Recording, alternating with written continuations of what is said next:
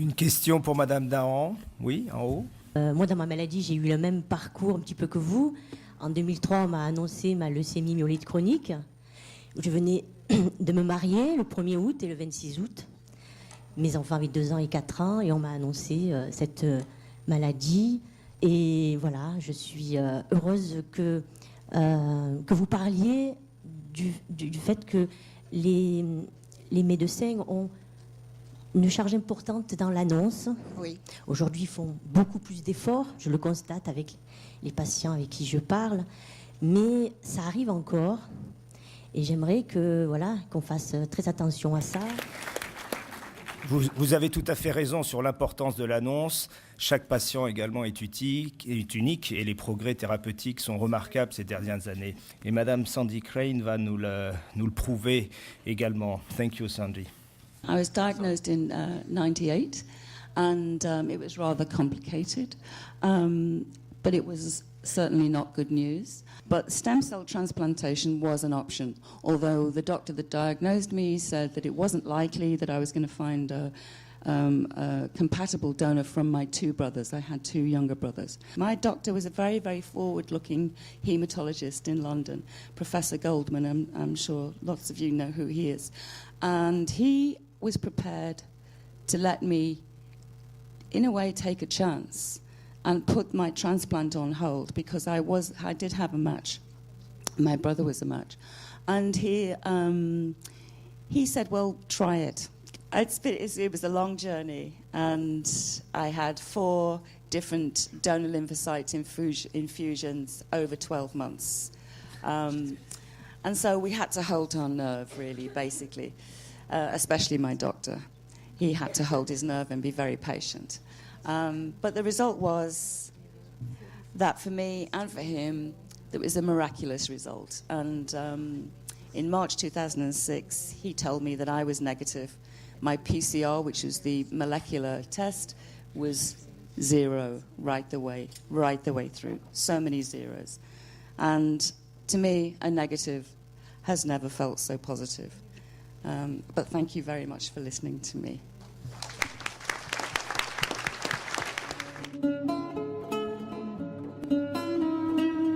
Comment aider les patients et leurs familles? Comment peuvent-ils être aidés? J'ai tout d'abord le plaisir d'introduire Thierry Calva de la Fondation Navortis, qui est très impliqué dans cette nouvelle approche pluridisciplinaire qu'est la proximologie. Pour être le plus clair possible, la première question à se poser, c'est qui sont les aidants familiaux? C'est-à-dire, l'aidant est une personne non professionnelle qui intervient auprès d'une personne fragilisée par l'âge, la maladie ou le handicap, en lui apportant une aide régulière dans les actes de la vie quotidienne. C'est un phénomène particulièrement intéressant puisque tout le monde sait que nous sommes en train de vieillir beaucoup plus, que les pathologies se chronicisent. Quand on le regarde d'un peu plus près, puisqu'on a créé un observatoire de l'entourage des personnes malades à travers un panel, on peut aujourd'hui penser qu'il y a environ 3,5 millions d'aidants familiaux en France, de façon directe. Et si on va un petit peu plus loin, c'est-à-dire qu'on regarde qui est concerné au sein des foyers français, on arrive à peu près à 10 millions de Français sur une population d'un peu plus de 60 millions de personnes. Les différents rôles aujourd'hui que joue cet aidant familial, ils sont multiples. Ça va du diagnostic précoce, c'est-à-dire notamment dans les pathologies de type maladie d'Alzheimer. C'est lui qui, à un moment donné, peut amener un patient à consulter le médecin. Il apporte aussi du soutien psychologique. En cas d'hospitalisation à domicile, évidemment, il a un rôle actif. C'est lui aussi sur qui pèse la recherche d'informations. C'est lui qui participe à la qualité de vie du patient. C'est lui aussi, évidemment, qui lui permet de se motiver dans la lutte contre la maladie. C'est lui qui, souvent, assure un cofinancement. Et c'est vrai qu'en France, en dépit d'un système qui est éminemment protecteur, en tout cas beaucoup plus protecteur que dans d'autres pays dans le monde, c'est aujourd'hui être malade et accompagner une personne, c'est derrière s'appauvrir en termes de foyer. Là-dessus, on a des études assez claires. France Alzheimer aussi vient d'en sortir. Donc ça se traduit aussi par un appauvrissement du foyer. C'est quelqu'un qui a un rôle en termes de vigilance et d'alerte et qui, par ailleurs, évidemment, contribue à l'observance et à l'hygiène de vie.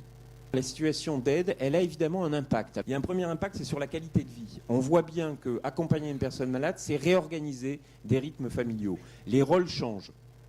Et ça entraîne des problèmes de communication. Par ailleurs, ça entraîne aussi des problèmes de contingence spatiale et temporelle, c'est-à-dire qu'à un moment donné, il va falloir organiser le quotidien en fonction de la personne malade, à la fois le logement, mais aussi sa façon de vivre, sa façon de se déplacer.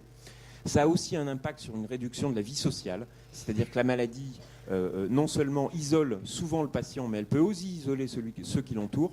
Il y a un effet évidemment sur la qualité de vie, et puis un impact sur la vie de couple. Troisième impact, il est aussi évident, c'est un impact sur la vie professionnelle. On mesure mal encore aujourd'hui le nombre d'aidants qui sont encore dans la vie active. Aujourd'hui, un actif sur 12 est un aidant familial. Demain, on estime que ce sera 1 sur 6. Donc on va totalement changer de modèle et totalement changer de planète. C'est dire si ça va poser des problèmes à la fois aux aidants et aussi aux entreprises. Pour les aidants, ça se traduit par de l'absentéisme, de la fatigue, de la productivité réduite. Souvent, le choix d'activité à temps partiel. Ça se traduit aussi par des freins à la promotion. Être aidant, c'est à un moment donné se retrouver dans une situation où on ne peut plus assumer plus de responsabilités que l'on a. Et puis une mobilité qui est une mobilité évidemment réduite, puisque accompagner un aidant, qui est souvent un parent, mais qui peut être aussi un conjoint, c'est à un moment donné se retrouver aliéné à un espace géographique. Il y a 3 stades. Vous avez le stade initial, qui est généralement celui de l'incompréhension, et qui est le moment où l'aidant va se retrouver dans une situation où il va être pour lui important à la fois de reconnaître et de connaître la maladie de l'autre. C'est le moment notamment où on va poser des questions au médecin, on va chercher de l'information. Le deuxième stade, la maladie s'est installée. On arrive dans un stade intermédiaire où là, il y a un risque important, puisque qui dit stade intermédiaire dit il va falloir que je trouve des solutions au fur et à mesure en fonction des différentes crises que je vais traverser. Et puis ensuite, il y a une troisième phase qui est le stade final, qui généralement est le cas dans les pathologies chroniques, mais aussi dans les pathologies où vous avez des rémissions, qui est qu'à un moment donné, on va se poser la question de ce qu'il va advenir après. Quand est-ce que ça va terminer et qu'est-ce qu'il va advenir après? Et là, il va s'agir d'aider nos aidants à mieux anticiper les futures étapes qui les attendent. Pour le faire, on a soutenu depuis 10 ans, je vous disais, on était engagé auprès des aidants familiaux, on a soutenu l'émergence d'une nouvelle discipline dont le nom peut paraître barbare, très souvent, qui s'appelle la proximologie, et dont la mission est de mieux comprendre et de mieux reconnaître la place et le rôle du proche, de l'entourage, donc derrière de l'aidant, aux côtés de la personne malade. Et puis enfin, et j'en finirai par là, aider les aidants, c'est à la fois les aider directement, je vous ai dit, on a mis en place des choses, c'est à la fois aider les professionnels, mais c'est aussi derrière contribuer à en faire un phénomène qui est un phénomène de société, c'est-à-dire de faire en sorte que les aidants soient mieux entendus par les pouvoirs publics notamment. En 2009, on a lancé les premières assises régionales en lançant un vaste débat sur le terrain dans 10 régions françaises sur le thème « Quelle place et quel rôle pour l'entourage des personnes malades dans le système de santé français ?» qui a permis en 2010, le 7 avril 2010, de faire émerger un colloque national avec des recommandations qui étaient des recommandations issues de ce débat. Débat qui impliquait à la fois des professionnels de santé, à la fois des responsables administratifs, mais aussi des aidants et bien évidemment des associations. Ces 10 recommandations ont été présentées nationalement, elles ont surtout été présentées à Nora Berra, qui a, sur la base de ces recommandations, lancé le 6 octobre 2010, la première journée nationale des aidants familiaux. Delphine Hoffmann de l'association Laurette Fugain va nous exposer l'aide qu'apportent ces associations aux patients et à leurs familles. L'association Laurette Fugain a été créée en septembre 2002. Donc on a une triple action dans la lutte contre la leucémie et les maladies du sang. La première action, c'est l'action de sensibilisation aux dons. Alors au départ, on a commencé par parler du don de plaquettes, qui est un des premiers dons concernés. Et puis très rapidement, on a parlé du don de moelle osseuse. On parle aussi du don de sang de cordon, du don de plasma. Et depuis la grande cause nationale 2009, on parle également du don d'organes. Tous ces dons étant réunis finalement par une même philosophie qui est cette possibilité qu'ont des personnes de donner tout simplement à d'autres pour leur permettre d'avancer dans leur parcours de lutte contre la maladie et dans leur parcours de guérison. Notre deuxième mission, c'est l'aide financière à la recherche médicale sur les maladies du sang. Et notre troisième mission, c'est le soutien et le réconfort aux patients et à leur entourage. La sensibilisation aux dons, ça peut prendre la forme d'événements. Chaque année, on organise une grande mobilisation nationale et qui peut avoir lieu également dans nos antennes. Sur 2010, ça s'est appelé Cœur de Vie et c'était pendant 4 jours sur le parvis de l'Hôtel de Ville. Mais également, on va participer à un certain nombre de manifestations solidaires. Et puis, on essaye de mener des projets ciblés, des projets de terrain ciblés. On a en fait 2 objectifs principaux. D'abord, les jeunes, évidemment, sont les donneurs d'aujourd'hui et les donneurs de demain. Donc, on va travailler avec des associations de jeunes, aussi bien en école de commerce qu'en fac de médecine. Voilà, des choses un peu concrètes pour les aider à monter des projets.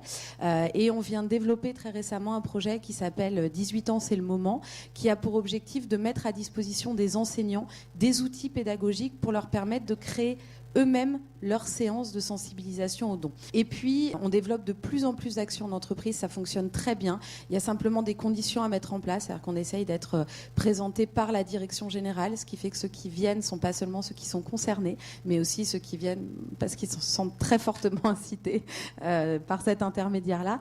Et donc, ça nous permet de faire entendre le message. Derrière, bien sûr, on met tout de suite des actions concrètes de facilitation de l'accès aux dons. On essaye aussi de créer des outils pédagogiques spécifiques qui sont destinés aux jeunes. Donc on a fait une petite carte Z qui est un petit dépliant présentant tous les dons. On a fait des bandes dessinées sur les dons pour aborder toujours le don de façon non dramatique, positive, ludique, enthousiaste. Finalement, faire comprendre que le don, ça fait partie de la vie et que d'être donneur, c'est quelque chose d'extrêmement fort et positif à vivre. Et puis, on a créé aussi un jeu vidéo qui s'appelle Le Cossoir, qui a été créé par une école de jeux vidéo et dont l'objectif est justement, encore une fois, de faire rentrer les jeunes dans le combat contre la maladie et le don de soi au travers de moyens qui les intéressent et de jeux vidéo.